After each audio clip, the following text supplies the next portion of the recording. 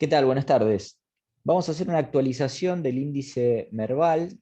Lo estamos mirando en su relación con el dólar contado con liquidación. O sea que este gráfico que estamos mirando se expresa en dólares, ¿no? Estamos mirando una compresión mensual, por lo tanto vamos a estar hablando de objetivos de mediano a largo plazo. Y recordando un poquito lo que veníamos diciendo desde marzo, abril de 2020, que donde veíamos una figura que potencialmente era de reversión alcista,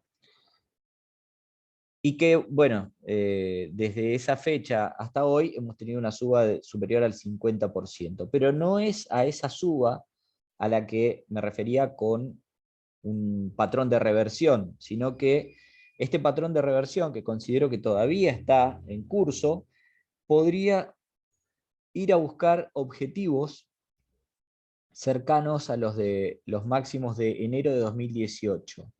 Estamos hablando, repito, de una mirada de largo plazo, ¿no?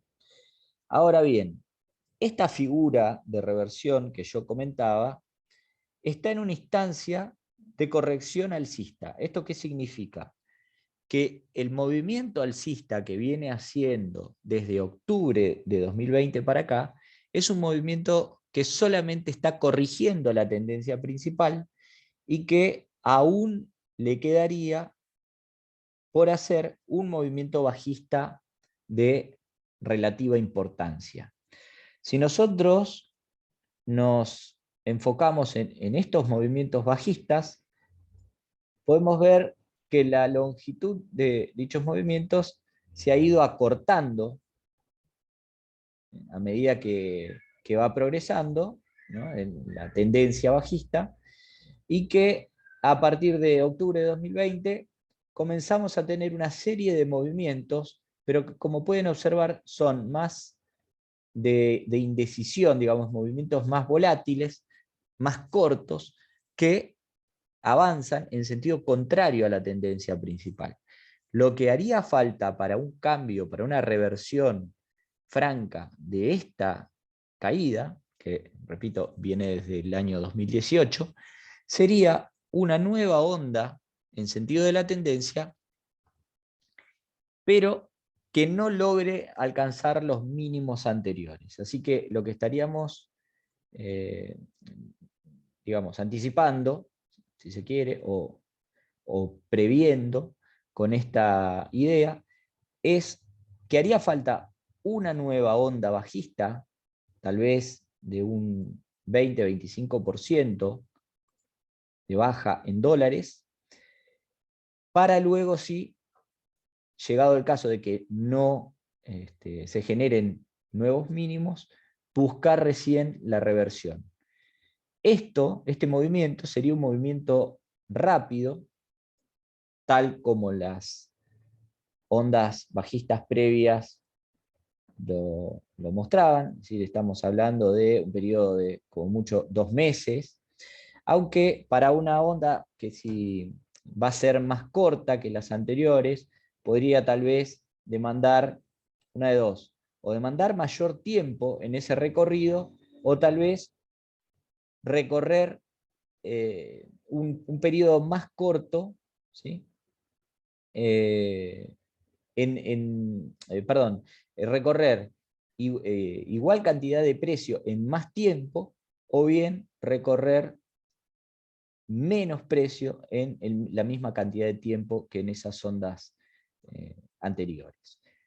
Lo cierto es que deberíamos tener un tipo de movimiento similar a estas que veíamos antes de octubre de 2020, para finalizar todo este movimiento de caída. A esa situación, a esa última onda bajista, en caso de no alcanzar los mínimos anteriores, la vamos a llamar fallo de la tendencia, y es a partir de allí donde podríamos ya comenzar a especular con objetivos fuertemente alcistas. Así que esa onda, esa última onda, si es que comienza a desarrollarse a partir de ahora, que creo que es una posibilidad, podría durar hasta mayo, junio, julio de este año, y a partir de allí recién podríamos empezar a pensar en objetivos más fuertes, si es que no se vulneran los mínimos anteriores, ¿no? En la zona de 280, incluso más abajo. El movimiento alcista correctivo que estamos teniendo acá parece encuadrarse dentro de lo que llamaríamos un patrón correctivo complejo. Establecemos que es un movimiento correctivo. Ahora, este movimiento correctivo está compuesto por dos pautas simples, dos patrones correctivos sencillos, donde lo más probable, lo que suele ser frecuente en este tipo de situaciones, es que el último movimiento falle, es decir, no logre superar el máximo anterior y a partir de allí se dé la caída. Otra posibilidad es que dé un tercer movimiento alcista, pero si ustedes se fijan, y aparte tiene una gran cuota de lógica, estos patrones, como se van agotando al alza, suelen ir acortándose con respecto a su predecesor. Entonces, es muy probable que a pesar de que se pueda formar un tercer movimiento correctivo dentro de esta corrección mayor alcista, no se logren objetivos de precios mayores, hablando siempre en dólares, ¿no? Por lo tanto, es muy probable que estemos ya ante un objetivo de precios alcanzados para esta suba, y que a partir de aquí comencemos a tener algunas dificultades para conseguir objetivos más altos, ¿no? Entonces, podemos eh, trazar esta zona como una zona de resistencias, aunque el precio está un poquito por encima, esto no quiere decir nada, siendo que son zonas de precio, no un nivel específico, ¿no? Pero tener en cuenta esto que les decía, que en correcciones complejas es bastante probable que la última onda pueda fallar, es decir, pueda no alcanzar el máximo anterior, y que bueno, obviamente en este caso, una reversión bajista, es decir, un quiebre de esa directriz alcista que estamos viendo ahí, pueda desatar una onda de mayor magnitud, ¿no? que estamos viendo al alza. Por lo tanto, estamos en una zona de riesgo ahora, de riesgo alcista, sobre todo cuando miramos el gráfico en dólares.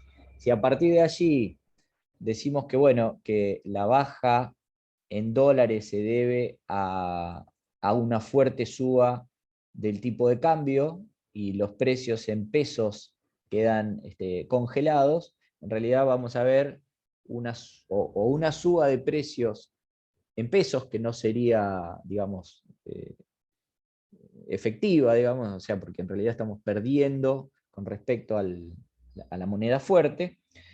O por otro lado, lo que podemos tener es una baja más pronunciada en los activos en dólares y una suba más moderada, perdón, una baja más moderada en pesos, o tal vez ni siquiera una baja, de acuerdo al tipo de explosión que haya o de movimiento fuerte que pueda haber en el tipo de cambio.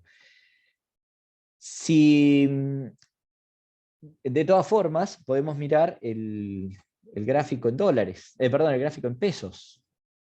Entonces, el gráfico en pesos, lo que estamos viendo es que también hay, sobre todo si miramos con presiones más bajas, podemos ver que hay alguna señal de agotamiento de la tendencia. O sea, no es lo mismo si nosotros miramos una tendencia que avanza de esta manera, ¿no?, a una tendencia que avanza o que intenta avanzar de esta manera. este movimiento, este que está graficado acá, o que está encuadrado acá en rojo, nos habla de una intención vendedora que está presente. O sea, acá hay una puja entre compradores y vendedores, y notamos que a la baja hubo una cierta velocidad y que al alza no está logrando avanzar con la fuerza suficiente. Entonces esto me habla de un potencial riesgo bajista también para la versión en pesos del índice. Así que creo que es una zona donde hay que tener bastante cuidado. No estoy diciendo que inmediatamente se va a caer todo como un piano, pero que este avance lento me dice a mí que por lo menos hay que tener un poco de cautela.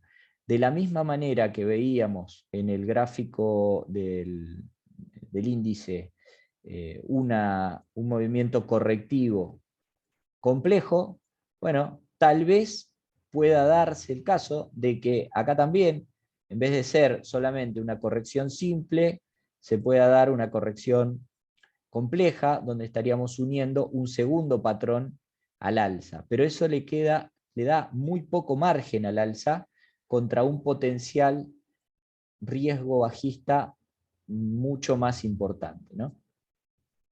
Como mucho, acá podríamos decir que tiene un potencial alcista de un 6, un 7% para el índice, lo cual no es nada despreciable, pero por otro lado tenemos un riesgo de caída del 10 o del 15%, incluso si buscamos algún soporte, la caída puede ser bastante mayor.